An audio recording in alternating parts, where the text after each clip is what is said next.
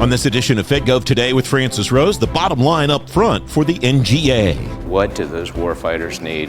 What does the Secretary need? The DNI, the President? What do they need now? Vice Admiral Frank Whitworth, the Director of NGA, on FedGov Today in just a moment. First, though, a note that you'll get guidance and advice on managing in the federal government through the shutdown on the FedGov Today podcast starting Monday. Leaders who've dealt with past shutdowns and past restarts will help you prepare for what's ahead while the government's closed and when it reopens. To make sure you don't miss any of those shows, follow the FedGov Today podcast on Apple Podcasts, Spotify, YouTube, and any place else you get your shows. And you can listen on demand anytime at fedgovtoday.com. The director of the National Geospatial-Intelligence Agency, Vice Admiral Frank Whitworth, told you on Tuesday's and last Thursday's shows how the shift to open source and commercial intelligence has changed his agency's operations and culture. If you missed either of the first two shows, you can find them in the archives on your podcast app or at fedgovtoday.com. In this third and final part of my conversation with him at the AFCEA and INSA Intelligence and National Security Summit, I asked him about building the workforce NGA will need for the future. Last time you and I spoke, you used a term that I thought was particularly apropos. You used the term workforce fluency. And I wonder what the current state, in your view, of your workforce fluency is. Maybe a little definition of that would be helpful too, because unfortunately these folks were not in on that conversation. And where you think your strengths are and where you would like to shore up. Well, if the fluency is with AI and ML, I think it's improving by leaps and bounds, and especially as we enter the use of agentic models and multimodal. And so I'll offer this. We as one of the things that we've done with the Director of AI Mission is establish bootcamps, okay, in AI, ML, and its application to GeoInt. And that's very exciting for people because they typically will come down and they will get even more fluent on these applications and what it means for them. What we're finding is about 2 hours into the 8-hour day, they're just saying, faster, I need to go faster, I have this I need to accomplish. Because on multimodal, it brings so much room and capacity for innovation and imagination. As opposed to just, okay, let's get into the detection business and render, we're up to almost 2 million detections a day. So that's a tremendous metric and it's great. They're interested in what does that allow me to do? What does that allow me to deduce? Now I'm able to actually ask some questions. We're going to use a little agentic here. We're going to use a little LLM here. And we're going to have something like, for instance, we use this program called Nomad, which allows the best of breed kind of approach for multiple models to take kind of the decision making off of them as to, do I go to this type of model or this type of model? So the answer is fluency is improving because they're so incredibly imaginative.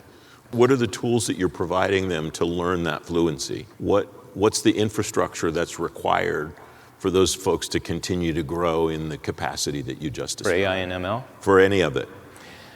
Okay, now if we're talking about GeoInt writ large in the enterprise, I've got to compliment our college right off the bat from a training perspective. I've been in many different organizations, sometimes where the training element feels as though they don't get the resources they need, they don't get the credit they deserve. The workforce may actually feel that they're somewhat separated. It's not that way at NGA. And every single time I ride an elevator with somebody who is on their way to a course, I will always ask, and how is it? And I don't think that, I honestly think our people are honest enough they would tell me if it wasn't that good. Every single time they're like, it is extremely good. And we get really good compliments. So that is one form of fluency writ large. And we have people who travel. We also have mobile training teams that go out to the commands and go to the services and render that level of fluency. And that will be the secret to our success in the future as we take AI/ML to the next level and ensure that it's well integrated into the college as well. There are two more themes that I want to hit in the short time that we have left. One of them, we have a question from the audience about innovation. How is NGA fostering innovation through public-private partnerships, especially with emerging tech companies in geospatial AI and data analytics? You and I have spoken before about building an innovation infrastructure inside the agency. Yeah, what's nice and what I'm seeing, our ADC, our Assistant Director for Capabilities, who is also our acquisition executive, Trey Treadwell, what I'm noticing from him and our PEOs, and which is now more of an, I think most people are very comfortable with the word PEOs as an approach in capabilities. We're not just going insular and asking our own team, hey, what do you got for innovation? We're actually doing pitch days to industry. We're having industry days. We've got another one coming up in November, and they're typically like standing room only. And we've got a pretty good sized auditorium, and we'll fill that thing when we allow industry to come in and either listen to us or then continue the conversation with us, give us some ideas. Are you doing those kinds of things just here, or are you doing them in St. Louis also? Both, yes. And so we have had industry engagement out there as well. I think this is, it's a good segue to St. Louis. St. Louis is very, when we're talking about a building, it might just be a building, but it's more than that. It represents an entire ecosystem that really is founded in history. When you think about the history of aviation, and the Army Air Corps and the Maps and Defense Mapping Agency and the Aeronautical Map Agency, et cetera, it makes sense that we are still very grounded in the city of St. Louis. Now with the new building that we are going to open up a week from tomorrow, we're going to have a flag raising tomorrow just for our workforce. But a week from tomorrow, now that major construction is over, and on time, by the way, on budget, we're going to celebrate a little bit with some really important leaders who have helped us get here.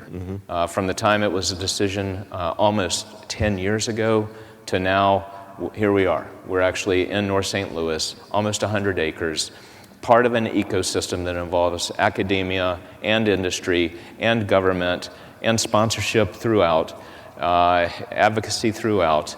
And here we are. And we're going to have actually, a portion of that building that will open itself up to education. We are in North St. Louis. We are in a neighborhood. We are now neighbors, and we feel some responsibility to ensure that people can learn about that building and about our mission and our people, and then maybe they might want to contribute. The other theme I wanted to hit is the common word among just about all discussions revolving around anything about the Pentagon over the last several months has been lethality.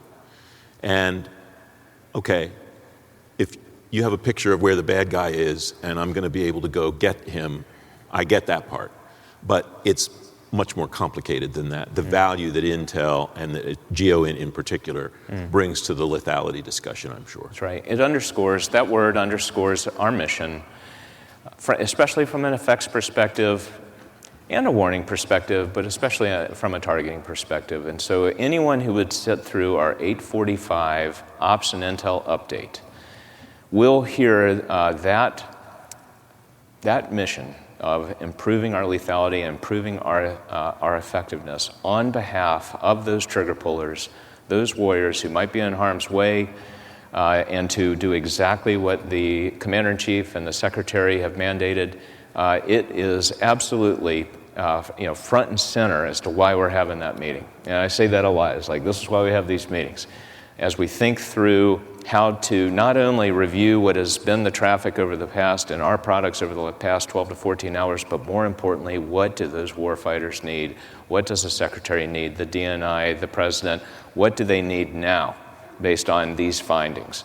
Every single time that we have an O&I, we're thinking about the future just as much as we are reviewing the past. And now you have an advantage, I imagine, over others because you've been the person who those people have asked in those meetings and other assignments of yours in the past. How does that inform the way that you respond to your people when you're directing them to be ready to do those things? It's a gentle Socratic method. I ask questions that I just happen to know based on experience. Should be questions that they're going to get from that combatant commander, from the chairman, from the secretary, potentially even from the president. I think over the course of 36 years, have gotten a little bit of a knack of anticipation and I try to help them through that. But a lot of times they're educating me. We get briefings. I can't tell you how many times where I say, I did not know that, and I am much better now for this briefing. Thanks a lot, I learned a ton. So it's a give and take. What's the main, this is maybe philosophical more than tactical, what's the main difference in your view in the way that the agency does business now versus the day that you took over? I would say there has been a cultural shift, and we touched on it a little bit, and I'm very proud of this, where mission is driving and driving and driving to the point of very, very timely delivery. We had a watch, it was fine, we had a good watch. The people, kept accountability for all of our souls, and that's something that, I take very, very seriously. But I really did want the watch to have more of an input into the review and dissemination the next morning. And that means that somebody needs to be awake in the middle of the night who is empowered by myself and the deputy director and the chief of staff and all of the key components, while we all, take a few hours to sleep, to look at what the new collection has brought and make a decision that this needs to get out by 04 so that the rest of the community and all of those trigger pullers, as they're waking up in some places, so that they're aware. And so we have really worked on timeliness. I think this is why our traction, I like to review, kind of like how we doing, what's being read, what's being carried in either national or some of the more local combatant commands. How's our traction? It's up about 800% over the last 3 years. And I think that, that is not only a structural change in the way that we organized our watch, it is a personnel change with putting a senior executive awake in the middle of the night, and just a philosophical kind of cultural, frankly, it became almost a narcotic effect for everyone to just want to get at this even more and more.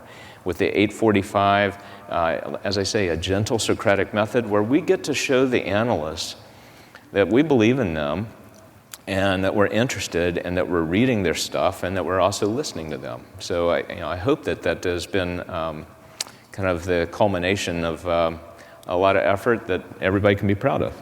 Vice Admiral Frank Whitworth, the director of NGA. You can read more about NGA and find a link to the first two parts of my conversation with Admiral Whitworth on today's show page at fedgovtoday.com. With the shutdown in progress now, 4 former government leaders will join me on the next FedGov Today TV. They'll tell you what to expect in the coming weeks as you manage and lead through the shutdown and eventually prepare to restart. You can watch the debut of FedGov Today TV on ABC7 in Washington and on the FedGov Today YouTube channel at 10:30 this Sunday morning. If you missed the debut, you can watch anytime at fedgovtoday.com and on YouTube. The FedGov Today podcast is back on Monday to help you navigate the shutdown with special shows every day until the shutdown ends. To make sure you don't miss them, follow the show on Apple Podcasts, Spotify, YouTube, or wherever you get your shows, and you can listen on demand at fedgovtoday.com. I'm Francis Rose. Thanks for listening.